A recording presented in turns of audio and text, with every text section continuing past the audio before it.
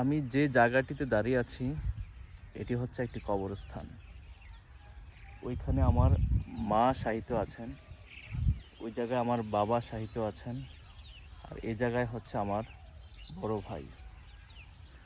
Artificial ইন্টেলিজেন্সের যুগে এসেও এত কাছে দাঁড়িয়ে আছি, তারপরেও তাদের কোনো খোঁজখবর নিতে পারছি না। কি চলছে তাদের সাথে আমরা কিছুই জানতে পারছি না।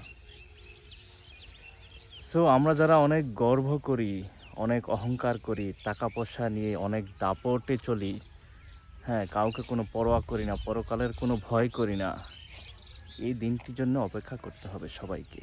এই দিনটি সবার জন্যই আসবে।